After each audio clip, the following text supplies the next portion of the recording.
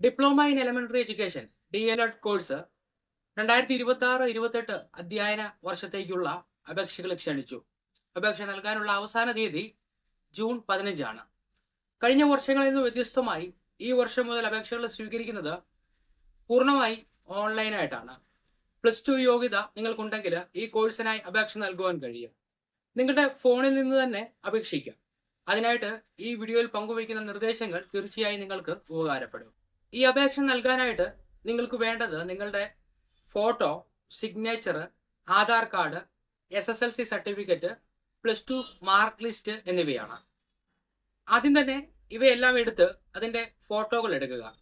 തുടർന്ന് image size കുറയ്ക്കുന്ന application അല്ലെങ്കിൽ വെബ്സൈറ്റ് ഉപയോഗിച്ച് ഫോട്ടോ, സിഗ്നേച്ചർ, ആധാർ കാർഡ് എന്നിവയുടെ സൈസ് 50 KB താഴെ ഉള്ള സൈസിലേക്ക് മാറ്റുക. സർട്ടിഫിക്കറ്റുകൾക്ക് പരമാവധി 150 KB സൈസ് ഉണ്ടാവാനേ പാടുള്ളൂ. SSLC സർട്ടിഫിക്കറ്റും +2 മാർക്ക് ലിസ്റ്റും 150 KB കുറഞ്ഞ ഒരു സൈസിലേക്ക് മാറ്റുക. കൂടാതെ റിസർവേഷൻ ഉണ്ടെങ്കിൽ അതിനുള്ള രേഖയും ഇമേജ് രൂപത്തിലാക്കി സൈസ് റെഡ്യൂസ് ചെയ്ത് വയ്ക്കുക. ഇത്രയും ശരിയാക്കി കഴിഞ്ഞാൽ തുടർന്ന് അപേക്ഷിക്കാനുള്ള വെബ്സൈറ്റിലേക്ക് പോകാം. വെബ്സൈറ്റിന്റെ ലിങ്ക് ഡിസ്ക്രിപ്ഷനിൽ നൽകിയിട്ടുണ്ട്. kdpe.kerala.gov.in എന്ന വെബ്സൈറ്റിലാണ് അപേക്ഷ നൽകുവാൻ കഴിയുന്നത്. DELED ആപ്ലിക്കേഷൻ ഫോം എന്ന ഓപ്ഷനിൽ ക്ലിക്ക് ചെയ്യുമ്പോൾ ലോഗിൻ ആസ് സ്റ്റുഡന്റ് എന്ന വിൻഡോ ആണ് ഓപ്പൺ ആയി വരിക. അതിൽ രജിസ്റ്റർ ഹിയർ എന്ന ബ്ലൂ ഐക്കൺ സെലക്ട് ചെയ്യുക. തുടർന്ന് നിങ്ങളുടെ ജില്ല നൽകുക. രജിസ്റ്റർ ആസ് സ്റ്റുഡന്റ് എന്നുള്ളത് സെലക്ട് ചെയ്യുക. പേരും ഇമെയിൽ IDയും നൽകുക. തുടർന്ന് ഒരു പാസ്വേഡ് സെറ്റ് ചെയ്യുക. അതിനുശേഷം രജിസ്റ്റർ ചെയ്യുക. അപ്പോൾ ലോഗിൻ ചെയ്യാനുള്ള വിൻഡോ വീണ്ടും ഓപ്പൺ ആകും. അവിടെ നിങ്ങളുടെ പേരും പാസ്വേഡും നൽകി ലോഗിൻ ചെയ്യാം.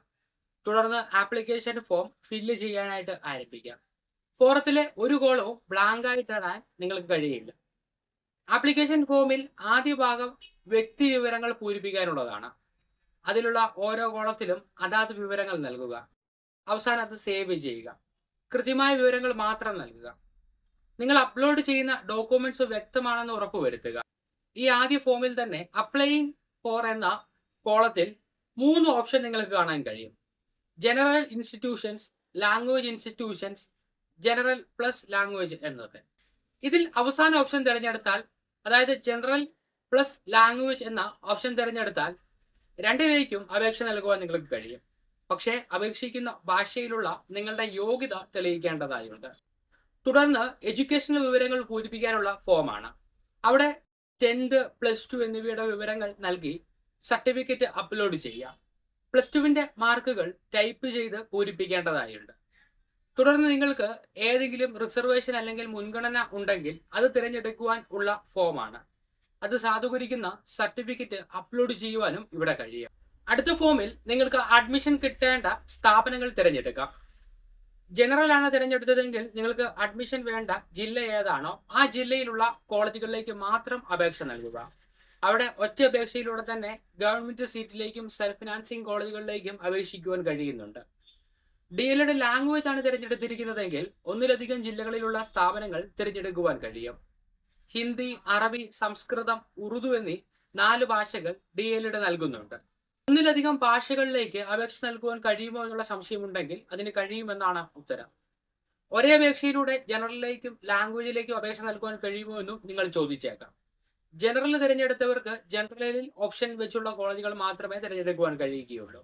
ലാംഗ്വേജ് തിരഞ്ഞെടുത്തവർക്ക് ലാംഗ്വേജ് ഓപ്ഷനിൽ അതിനുള്ള സ്ഥാപനങ്ങൾ മാത്രമേ തിരഞ്ഞെടുക്കുവാൻ കഴിയുകയുള്ളൂ.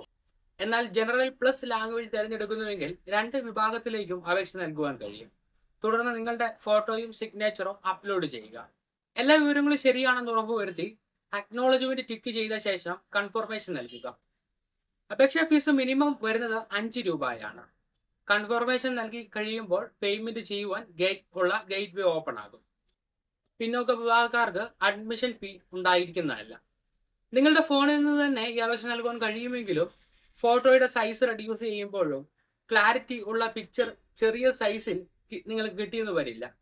അങ്ങനെയെങ്കിൽ നിങ്ങളുടെ PC-യിൽ നിന്നോ ഏതെങ്കിലും കമ്പ്യൂട്ടർ സെന്ററിൽ നിന്നോ അക്ഷയ കേന്ദ്രത്തിൽ നിന്നോ അപേക്ഷ നൽകുക. ഈ വിവരങ്ങൾ നിങ്ങൾക്ക് പ്രയോജനപ്പെട്ടെങ്കിൽ വീഡിയോ ലൈക്ക് ചെയ്യുക. തുടർന്നുള്ള അപ്ഡേറ്റുകൾക്കായി ചാനൽ സബ്സ്ക്രൈബ് ചെയ്തു വയ്ക്കുക.